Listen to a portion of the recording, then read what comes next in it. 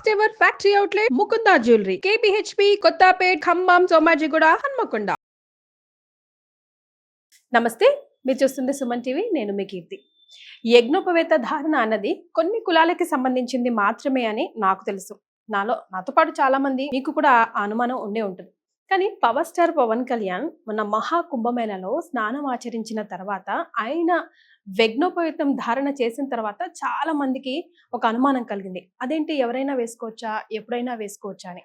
అసలు ఎప్పుడు వేసుకోవాలి, ఎందుకు వేసుకోవాలి, ఆయన ఎందుకు వేసుకోవాల్సి వచ్చింది అన్న విషయాలని మనతో కులంకుశంగా చర్చించి ధర్మ మార్గంలో మనల్ని నడిపించడానికి మనతో పాటు ప్రముఖ ఆస్ట్రాలజర్ బ్రహ్మశ్రీ నందిబట్ల శ్రీహరి శర్మ గురువు గారు ఉన్నారు. నమస్తే గురుగారు. వాగర్థావివ సంపృక్తౌ వాగర్థ ప్రతిపత్తయే జగతః పితరౌ వందే పార్వతీ పరమేశ్వరౌ. సదాశివ సమారంభాం శంకరాచార్య మధ్యమాం అస్మదాచార్య పర్యంతం వందే గురు పరంపరాం. ఆదిత్యాయ చ సోమాయ మంగళాయ బుధాయ చ గురు శుక్ర శనిభ్యశ్చ రాహవే కేతవే నమః. శృంగేరి జగద్గురు పీఠాధిపతులకి, కంచి పీఠాధిపతులకి నమస్కారములు తెలియజేసుకుంటూ కార్యక్రమాన్ని ప్రారంభిద్దాం. గురుగారు, ఇందాక నేను అన్నట్టుగా యజ్ఞోపవేతం అనేది ఒక క్షత్రియులు కానీ, బ్రాహ్మణులు కానీ, వైశ్యాలు కానీ కొన్ని కులాలకి సంబంధించింది మాత్రమే అని అనుకుంటా ఉన్నాం. కానీ ఒక్కసారిగా మన మహాకుంభమేళలో పవర్ స్టార్ పవన్ కళ్యాణ్ స్నానం ఆచరించిన తర్వాత, ఆయన మెడలో అది చూసిన తర్వాత ఆల్ ఆఫ్ అ సడన్ అదొక పెద్ద టాపిక్ లా మారిపోతుంది. అసలు ఎవరైనా వేసుకోవచ్చా, కొన్ని కులాలకి సంబంధించింది కాదా, తెలుసుకోవాలని ఉంది గురుగారు. వాస్తవేనమ్మా. ఎందుకనంటే యజ్ఞోపవీత ధారణ అనేటువంటిది మన సనాతన ధర్మ సాంప్రదాయంలో ఒక భాగం. యజ్ఞోపవీత ధారణ ఎవరైతే చేస్తారో వారిని మనకు సమాజం ఎలా గుర్తిస్తుందంటే దైవ మార్గంలో ప్రయాణించేటువంటి వ్యక్తి, నియమాలని నిష్టలని పాటించేటువంటి వ్యక్తి, అన్నిటికంటే ముఖ్యంగా ధర్మాన్ని పాటిస్తూ ఇతరుల చేత ధర్మాన్ని ఆచరింప చేయగలిగే వ్యక్తులకి అది అర్హతగా, సూచికగా మనకు చెప్పబడి ఉంది. అంటే మీరు చెప్పిన దాన్ని బట్టి చూస్తే అదొక కులానికి సంబంధించింది కాదు, సనాతనానికి సంబంధించింది. సనాతనానికి సంబంధించింది. పూర్వకాలంలో మనకు ఈ వర్ణ వ్యవస్థ అనేటువంటిది ఏది లేనప్పుడు బ్రహ్మజ్ఞానం పొందినటువంటి వాడు బ్రాహ్మణుడు అనేటువంటిది. సో ఇక్కడ మనము చూసుకున్నట్లయితే కలియుగ ప్రారంభం కంటే ముందు కూడా అన్ని కులాల వాళ్ళు కూడా యజ్ఞోపవీత ధారణ చేసేవాళ్ళు. అవునా? అన్ని కులాల వాళ్ళు, బ్రాహ్మణ క్షత్రియ వైశ్య శూద్ర అనేటువంటి కాకుండా అన్ని కులాల వాళ్ళు ఆచరించేవాళ్ళు. ఇప్పుడు బ్రాహ్మణ కులం నుంచే క్షత్రియ కులం పుట్టింది. అందుకనే క్షత్రియులకు ఉన్నటువంటి ఋషులు, బ్రాహ్మణులకు ఉన్నటువంటి ఋషులు దాదాపుగా 95% మంది ఒకే ఋషులు ఉంటారు అందులో. ఇక వైశ్యులకి సంబంధించినటువంటి గోత్రంలో ఉన్నటువంటి ఋషులు కూడా అలాగే. యజ్ఞోపవీత ధారణని ఇప్పుడు సమాజంలో ఎక్కువగా ఆచరించేటువంటి వ్యక్తులు ఎవరయ్యారంటే బ్రాహ్మణులు, క్షత్రియులు, వైశ్యులు, తర్వాత పద్మశాలీలు, విశ్వ బ్రాహ్మణులు, వడ్రంగి, కంసాలి, కుమ్మరి, అవన్నీ వీళ్ళందరికీ కూడాను ఈ యొక్క యజ్ఞోపవీత ధారణ అనేటువంటిది ఉన్నది. ఇప్పుడు మీరు అన్నట్టుగా మనం చూసినట్లయితే ఈ చెప్పినటువంటి వర్ణ వ్యవస్థకి సంబంధం లేనటువంటి పవన్ కళ్యాణ్ గారు ఈ కేవలం ఇప్పుడు కుంభమేళాలో మీరు చూస్తున్నారేమో తెలిసి వచ్చింది. కానీ ఎలక్షన్స్ కంటే ముందు కూడా పూజాది కార్యక్రమాలు చేసేటప్పుడు యజ్ఞోపవీత ధారణ ఉన్నటువంటి ఫోటోలు అనేటువంటి చూసాం.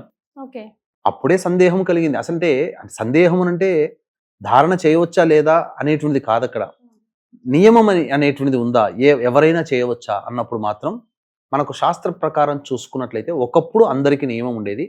రాను రాను ఏమైపోయిందనంటే ఈ యజ్ఞోపవీత ధారణ చేసినప్పుడు కొన్ని నియమాలు అనేటువంటివి పాటించాలి. ఏంటి గురుగారు? ధర్మానికి కట్టుబడి ఉండాలి, మంచి స్థానంగా ఉండాలి, మంచిని బోధించాలి, మంచి చేయాలి.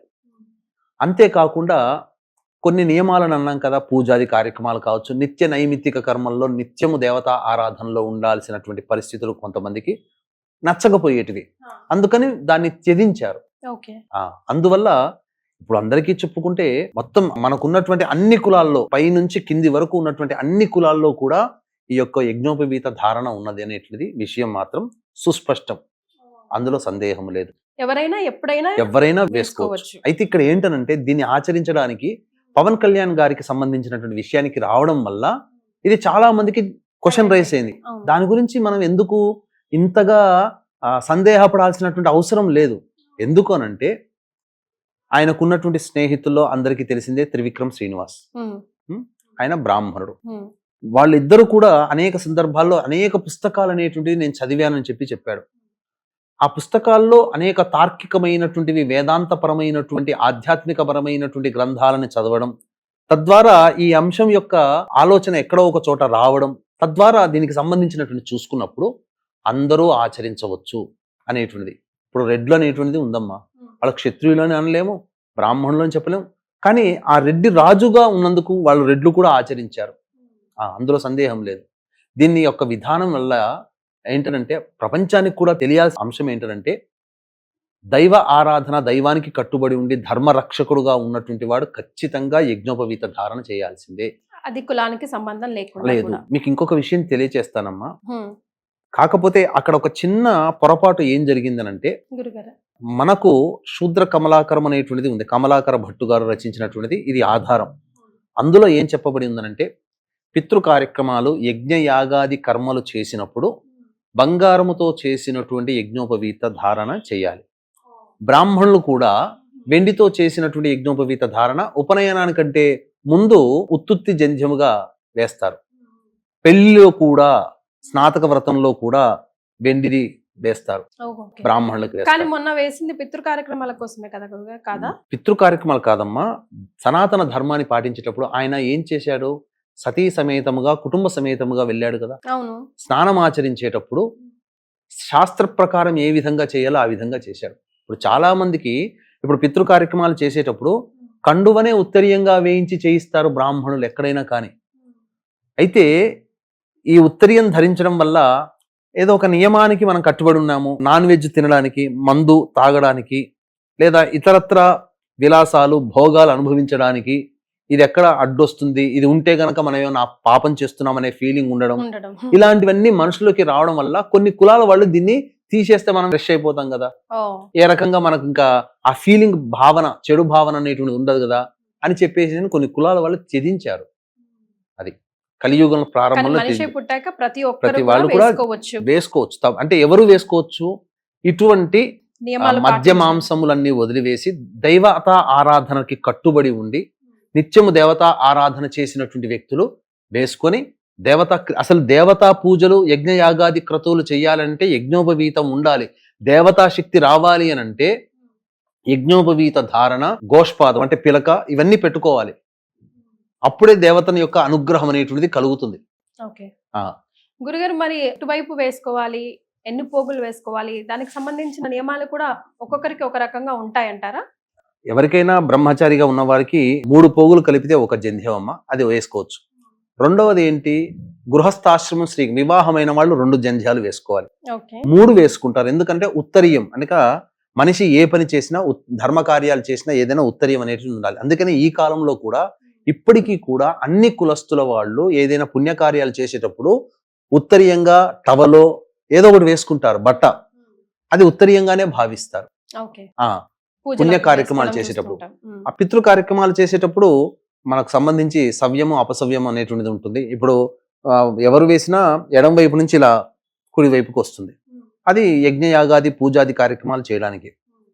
బంగారు వేసుకొని ఉంటే ఇంకా శాస్త్రాన్ని పాటించిన వాళ్ళు అయ్యుండేవాళ్ళు పవన్ కళ్యాణ్ వాళ్ళు. ఇప్పుడు పవన్ కళ్యాణ్ గారు చేశారని చెప్పి విమర్శ చేయాల్సిన అవసరం లేదమ్మా. ధర్మరక్షకుడుగా, ధర్మాన్ని పాటించే వ్యక్తిగా, ఆయన కులస్తులలో ఉత్తమమైన పురుషుడుగా యజ్ఞోపవీత ధారణ చేసినప్పుడు గుర్తించాలి. ఉత్తమమైనటువంటి పురుషుడు. మరి చూసుకుంటే పూర్వకాలంలో కలియుగానికంటే ముందు ఆడవాళ్ళకి కూడా యజ్ఞోపవీత ధారణ అనేటువంటిది ఉంది. అవునా గురుగారు? ఆడవాళ్ళు కూడా యజ్ఞోపవీత ధారణ చేసేవాళ్ళు. కాకపోతే వాళ్ళకి సాధారణంగా వచ్చే ఋతుక్రమం అనేటువంటిది ఉంటుంది కదా, నెలసరి. అది ఉండడం వల్ల ఇబ్బందులు అనేటువంటివి ఉంటాయి కాబట్టి అది అప్పటికైనా దాన్ని ఆచరించేవాళ్ళు. కాకపోతే అది ఆచరించడానికి స్త్రీలకి ఆమోదయోగ్యంగా, అంటే ఎక్కువగా మించినటువంటి శక్తికి మించినటువంటిది అయ్యేది కాబట్టి ఈ కలియుగం ప్రారంభంలో దాన్ని నిషేధించడం అనేటువంటిది జరిగింది. అయితే ఆడవాళ్ళు కూడా అసలు అనుమానం లేకుండా వేసుకోవచ్చు, పూర్వకాలంలో ఉండేది, కానీ కట్టుబడి ఉండాలి ఆ మార్గాలని అనుసరించి. గురుగారు, నేను ఎక్కడో చదివానండి, యజ్ఞోపవీతం ధారణ చేయడం వల్ల చాలా వరకు హెల్త్ బెనిఫిట్స్ ఉంటాయి అని చెప్పేసి. నిజమేనా? ఎలాంటి హెల్త్ బెనిఫిట్స్? అంటే ఒక పోగులు వేసుకున్నంత మాత్రాన హెల్త్ బెనిఫిట్స్ ఎలా వస్తాయి? మీకు మన పూర్వీకులు పెట్టినటువంటి ఆచారాల్లో స్త్రీలకి గాజులు కానీ, మెట్టెలు కానీ, చెవులకి ఇవన్నీ బ్రాహ్మణులకి చెవులకి కుడతారు. దీనివల్ల ఆరోగ్యం అనేటువంటిది రక్షింపబడి ఉండేది. ఇప్పుడు ఫ్యాషన్ గా మారిపోయింది ఒక పోగు పెట్టుకోవడం అనేటువంటి. మగవాళ్ళు పూర్వకాలంలో 2 పోగులు పెట్టుకునేవాళ్ళు. మాకు చిన్నప్పుడు ఉపనయనం చేసినప్పుడు మాకు ఇక్కడ 2 పోగులు వేశారు. ఇప్పటికీ రంధ్రాలు ఉంటాయి మాకు. ఎలాంటి హెల్త్ బెనిఫిట్స్ ఉంటాయి గురుగారు? దీనివల్ల నాడీ సంబంధమైనటువంటి దోషాలు పోతాయమ్మా.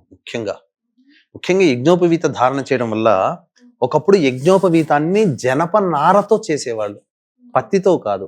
అది ఉండడం వల్ల ఈ గుండెకి సంబంధించిన ఈ విధంగా వస్తుంది కదమ్మా. ఇక్కడ మనకు తెలియని నాడులు అనేటువంటివి ఉంటాయి. ఆ గుండెకి రాపిడి జరగడం వల్ల హృద్రోగాల బారిన పడకుండా మన గుండె చక్కగా ఉండేది. ఇంకొకటి ప్రధానంగా ఇది శౌచముని పాటించేటప్పుడు, అనగా మలమూత్ర విసర్జన చేసేటప్పుడు కుడివైపుకి 2 చుట్లు చుట్టేవాళ్ళు.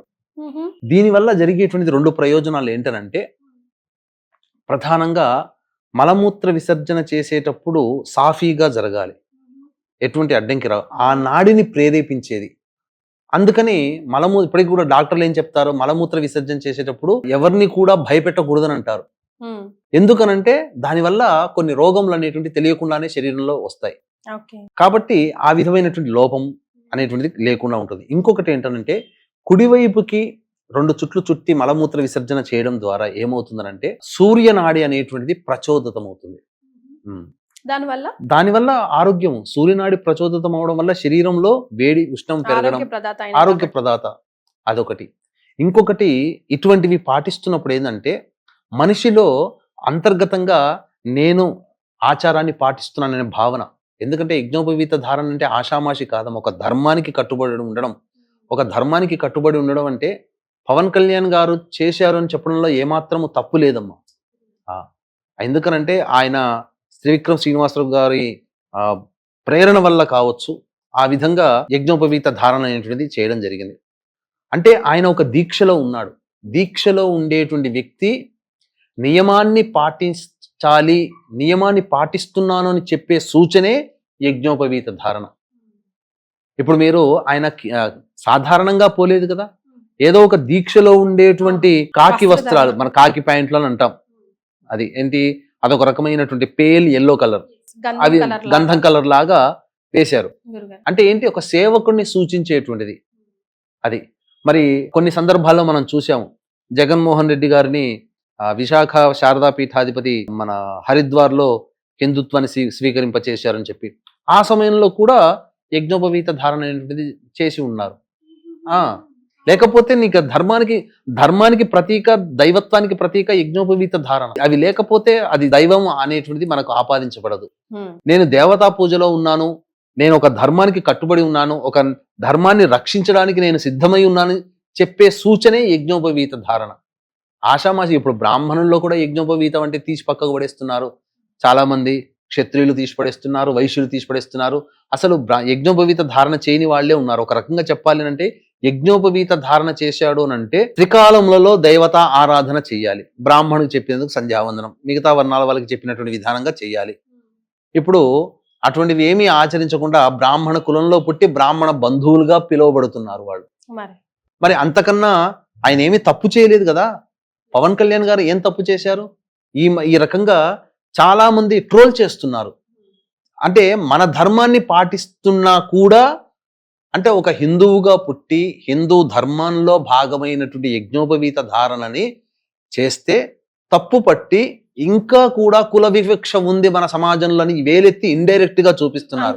ఇప్పుడు బ్రాహ్మణ క్షత్రియులు శూద్రులు అనేది కాదమ్మా, అది పక్కకు పెట్టుకోండి. బ్రాహ్మణ క్షత్రియ వైశ్యులే ఆచరించాలి, మిగతా వాళ్ళు ఎట్లా ఆచరిస్తారు అనంటే మిగతా వాళ్ళని వేరు చేసినట్టుగా ఇక్కడ ఎవరో ఆపేక్ష చేసినట్టు, ఎవరో ఆక్షేపణ చేసినట్టు.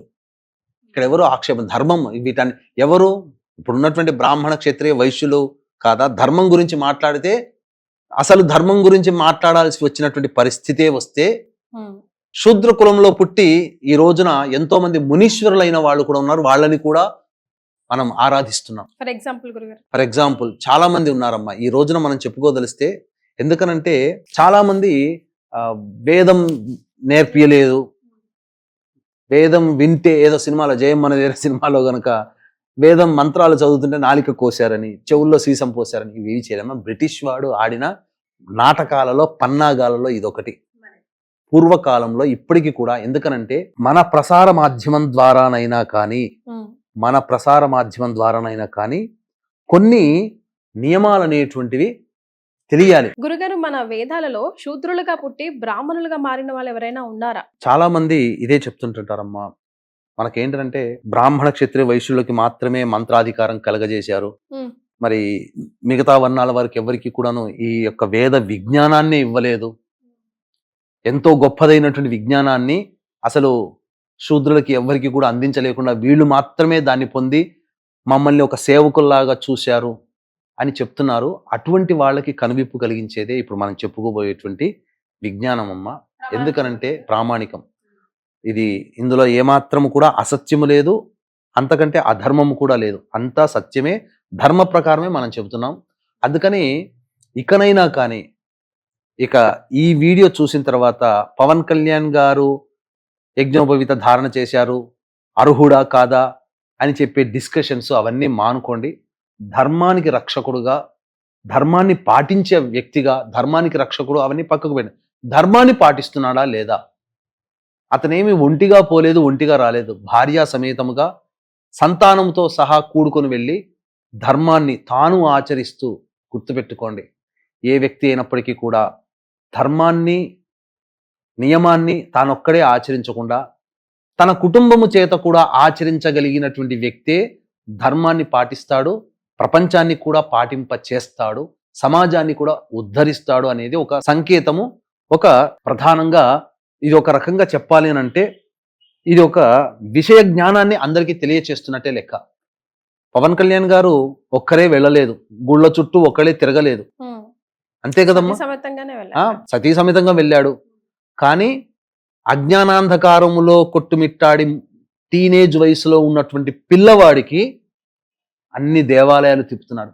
ఎంత హేయంగా మాట్లాడుతున్నారమ్మా చాలా మంది. చాలా చోట్ల గుళ్ళు గోపురాలు తిరుగుతూ ఉంటే డిప్యూటీ సీఎం పదవి ఎందుకు, హాయిగా దేవాలయ మంత్రిత్వ శాఖ తీసుకుంటే అయిపోయేది కదా, లేకపోతే ఆ డిప్యూటీ సీఎం పదవి మానేసేసి రాజకీయాలకి గుడ్ బై చెప్పేసేసి భజన చేసుకుంటూ గుళ్ళు గోపురాలు తిరిగితే సరిపోయేది కదా ఎందుకని అంటున్నాడు. హిందువుగా పుట్టినవాడు ధర్మానికి పోతున్నాడు. ధర్మాన్ని ఇప్పుడు ఒక ఇతర మతస్థులు క్రిస్టియన్ ఉన్నాడు, చర్చికి పోతుంటే చర్చికి పోతున్నావు అని చెప్పి అడుగుతున్నామా? ఒక ముసల్మాన్ ఉన్నాడు, ప్రార్థనా మందిరాలకు పోతుంటాడు, మక్కాకు పోతుంటాడు, మక్కాకు పోయాడని చెప్పి హేళన చేస్తున్నామా?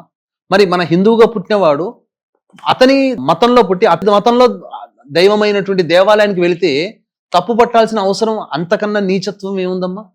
తప్పు కదా. అజ్ఞానం గురుగారు, అజ్ఞానమే. ఇంకా అంతకంటే మించి ఒక కక్ష. వాళ్ళ కోసం మాట్లాడి అసలు మన టైం ఆయన చేసే పుణ్య కార్యక్రమాన్ని మైనస్ చేయడమే అవడం నా ఉద్దేశం. ఆయన పోకుండా ఆయన భార్యను వెంట పెట్టుకుని పోయి అజ్ఞానాంధకారంలో ఎక్కడ వేరే వైపు మళ్ళీపోతాడేమనే భయం ప్రతి తల్లిదండ్రులకి టీనేజ్ లో ఉన్నటువంటి పిల్లల్ని చూసి ఉంటుంది. తన కుర్రవాడికి, తన పిల్లవాడికి తను ఎలాంటి వస్త్రధారణ ఉన్నాడో ఆ అబ్బాయికి కూడా అలాంటి వస్త్రధారణ ఇప్పించి చేయించి అన్ని దేవాలయాలు తనతో పాటు తిప్పుకుపోతున్నాడే. ఒక తండ్రిగా బాధ్యత నిర్వహిస్తున్నాడు కదా, ఒక భర్తగా బాధ్యత నిర్వహిస్తున్నాడు కదా. అందుకు సంతోషించాలి, అందుకు ఆనందించాలి. అది వదిలిపెట్టి దరిద్రమైనటువంటిది మాటలన్నీ మాట్లాడి ఇంకా మన హిందూ ధర్మాన్ని, ఇంకా బ్రాహ్మణులు, ఇంకా క్షత్రియులు, వైశ్యులు ఇంకా ఏదో కమెంట్ చేస్తున్నారు అనేటువంటి నెగిటివ్ని ఇంకా జనాల్లోకి ఇస్తున్నారు. ఇప్పుడు నేను చెప్పబోయేటువంటి ఋషుల పేర్లు గనక చదివితేనమ్మా గురుగారు అసలు ఎవరు బ్రాహ్మణులు ఎవరు శూద్రులు అనేటువంటి విషయం మీకు తెలిసిపోతుంది. ఆ కాలంలో కూడా శూద్రులు ఇంత గొప్పగా వెలుగొందారా? అసలు శూద్ర కులంలో పుట్టినటువంటి వ్యక్తి బ్రాహ్మణులై ఋషులయ్యారా అనే విషయం మీకు తెలుస్తుంది. ఉదాహరణ మీకు తెలియజేది, ఎందుకంటే అన్నీ చెప్పాలంటే అన్ని నేను గుర్తు పెట్టుకోలేను కదా, నేను రాసుకొచ్చుకొని పెట్టుకున్నానమ్మా. అందులో మీకు తెలియచేస్తాను. అసలు వాస్తవానికి నాలుక కోశారు, చెవుల్లో సీసం పోశారు, మంత్రాలు వినకూడదు, శూద్రులకి మంత్రాలు పలకూడదు అని చెప్పి పలికిన నోరు నాలుకని కోశారు, రెచ్చగొట్టారు. అరే మతం మారలేదని చెప్పి నానా హింసలు పెట్టిన శంభాజీని పెట్టినటువంటి ముస్లిం పాలకుడైనటువంటి ఔరంగజేబుని ఒక మాట అనలేము. ఆయన ఖర్చులకి ఆయన రుమాలు కుట్టుకున్నాడు, ఖర్చీపులు తయారు చేసుకున్నాడు, టోపీలు తయారు చేసుకుని ఆయన డబ్బు సంపాదించాడు, కానీ వేరే సొమ్ము ముట్టుకోలేదు అని అన్నాడు. ఎన్ని దేవాలయాలు నాశనం చేశాడమ్మా, అదన్నీ మన చరిత్రలో చూసామా? మరి చరిత్రలో చూడనటువంటివి కూడా చాలా ఉన్నాయమ్మా, మనకు తెలియనటువంటివి చాలా ఉన్నాయి. అందుకనే మీకు తెలియజేస్తున్నాను. ఏంటంటే రామాయణ మహాకావ్యాన్ని రచించినటువంటి వాల్మీకి బోయవాడిగా ఉన్నాడు కదా. సరే, జన్మలో రత్నాకర శర్మ అని అయ్యుండవచ్చు, కానీ ఇక జీవించింది ఎటువంటి జీవితాన్ని? బోయవాడిగా జీవించి ఉన్నాడు కదా. మరి అటువంటి వాల్మీకి మహర్షి అని అంటున్నామా? అట్లాగే వ్యాస భగవానుడు ఈనాడు భాగవతం, భారతం, పురాణాలు, వేదాలు, 4 వేదాలని విభజించినటువంటి వాడు, పరాశర మహర్షికి జన్మించినటువంటి వ్యక్తి.